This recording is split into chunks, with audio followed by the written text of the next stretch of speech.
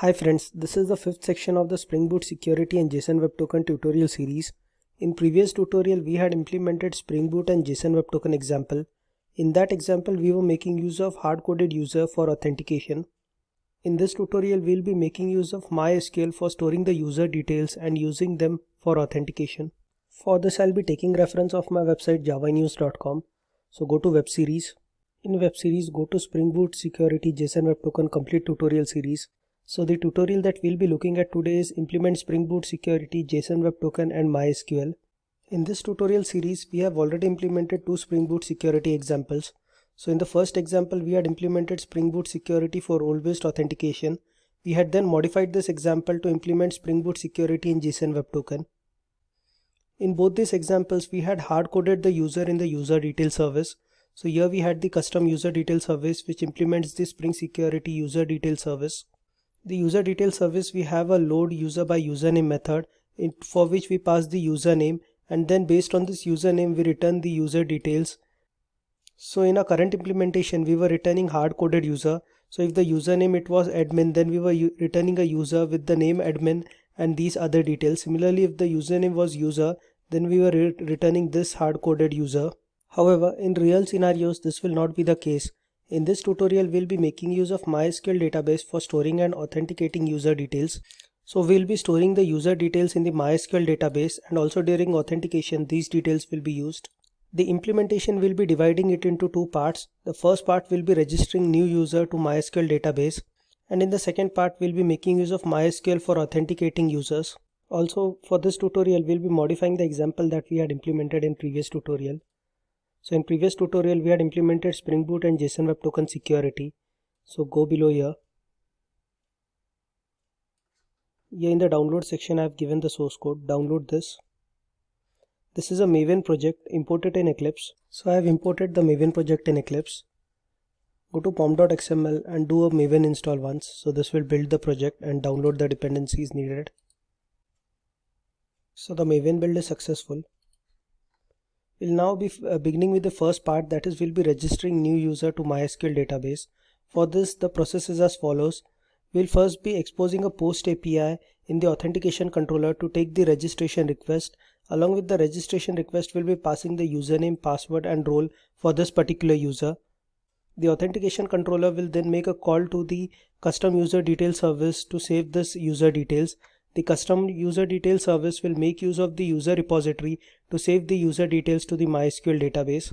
So let us begin with the implementation part. First, in the pom.xml we'll be adding the JPA and MySQL dependency.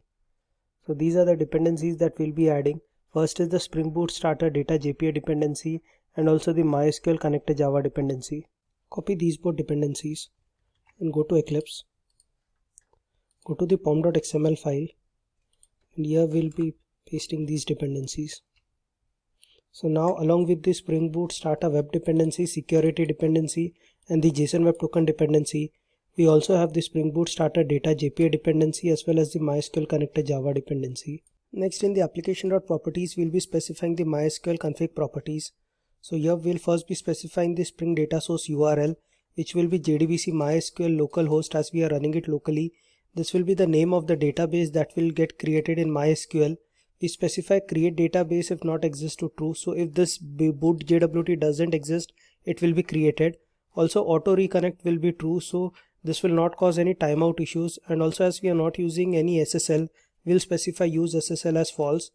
The Spring Data Source username and Spring Data Source root, the username password, these both shall be the credentials that we have configured for our MySQL database. So they should match with this. Finally, we specify spring.jpa.hibernate.ddl-auto as create drop. Hibernate uses this for DDL generation. So let us copy these properties. Go to Eclipse and here go to application.properties. So in application.properties, previously we have the JWT properties. Now we have also added the MySQL properties here. Next, we'll create an entity class named DAO-user. So this class it will be used for performing database operations using JPA. So we are using the entity annotation for this class. Also the table that should get created corresponding to this class, we want it to be named as user. So we are using @table tag and the name we are giving it as user. JPA requires that we specify a unique ID. So we declare a variable named id of type long, and we use the id annotation. Also here we specify the annotation generated value strategy is equal to generation type dot identity. So this specifies that the value for this id, it will be set by the table itself. Next we define the fields username, password and role of type string, and also with each of these fields we define the annotation column. Finally we specify the getters and setters for all these fields. So let us create this class. Go to Eclipse, go to the model package, and here create a new class. Name will be DAO user. Copy the contents of this class.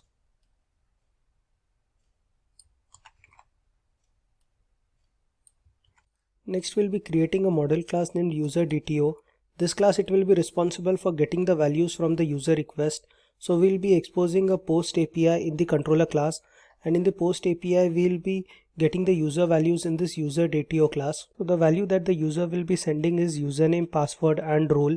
Also when we want to save this data in the database, this user DTO class will be converting it to the DAO user class and then making the database operations.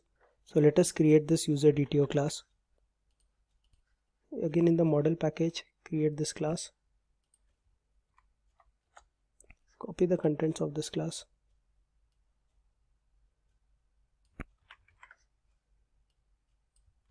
Next we'll be defining the user repository, which is an interface that extends the Spring Framework class JPA repository.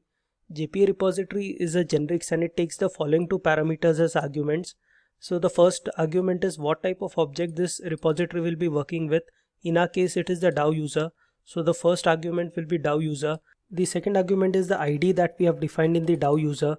So in the DAO user we have defined the ID here as of type long. So we'll be specifying the second argument as long. So let us create this user repository interface. Go to Eclipse, create a new class. Package will be com.javanews.springsecurity.repository.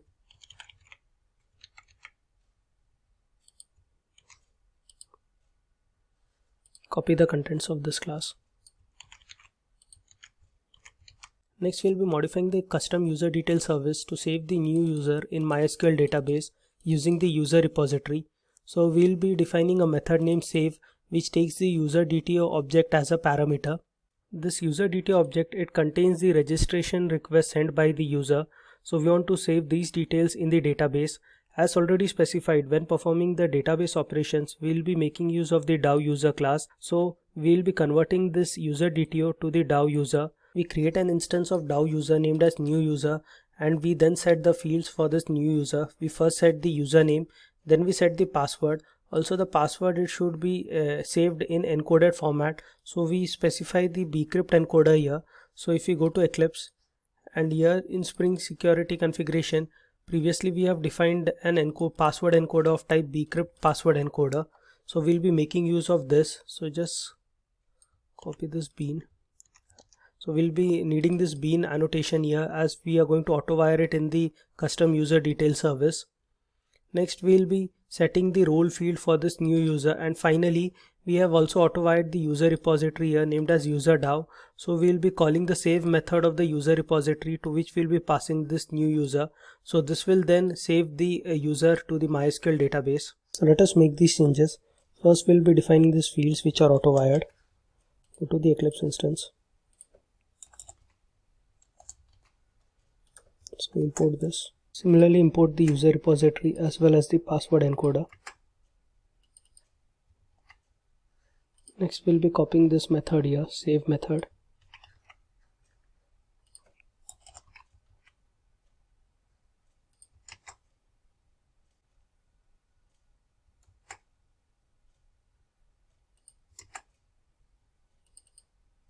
Next in the authentication controller, we'll be exposing a post API to take the user registration request and then call the save method we have defined in the custom user detail service to save this user details. So here we have defined the save method.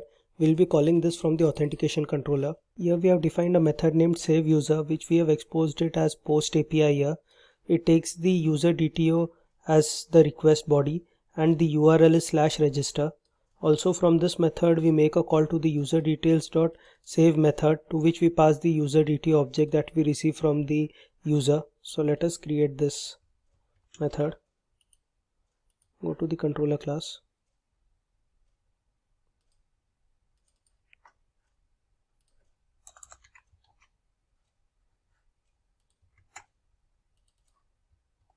Finally, in the Spring Security configuration, we specify that /register URL should be allowed without any authentication. So previously we were allowing the URL /authenticate without any authentication, as this was used to authenticate the user to generate the JSON Web Token. Now we'll also be allowing the /register URL without any authentication, as we want to register a new user and he will not be having the JSON Web Token for this. So copy this. Go to the security configuration class, and here previously we had authenticate. Now we'll also be adding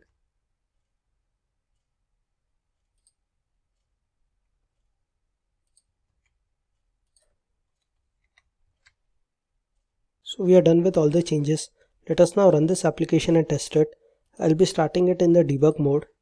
Also the first debug point, I'll be adding it in the authentication controller here.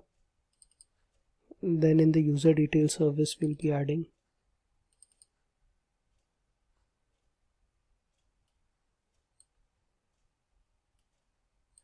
So here the application, it has started successfully.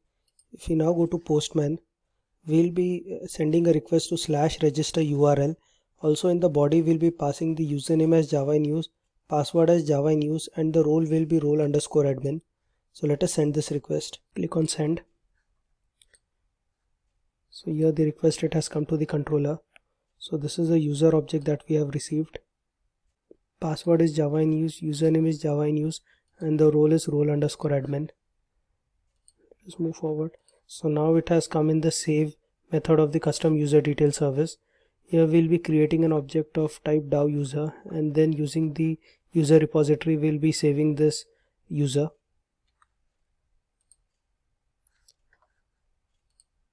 So here it has returned the status as 200. Also it has returned as the object that has been created for the database. So if we now go to the MySQL database, go to application or properties, this is the database that should have been created in MySQL.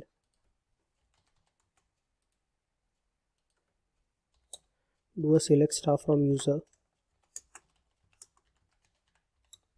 So the user has been successfully registered using the register URL. Next we'll be making use of the MySQL user table for authenticating users. So first we'll be modifying the user repository to add a method find by username to get the user based on the username. So let us add this method.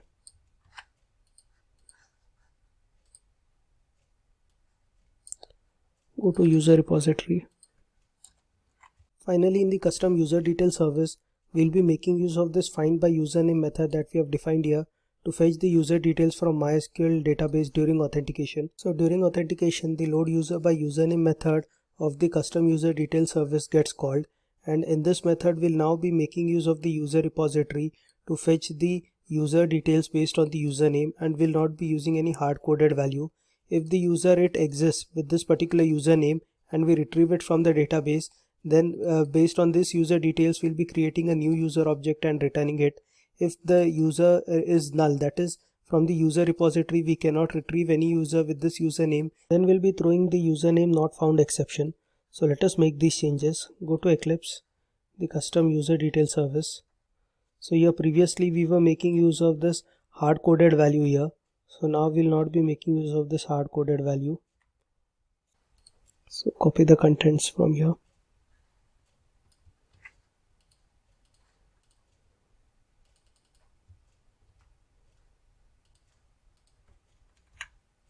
This is user DAO.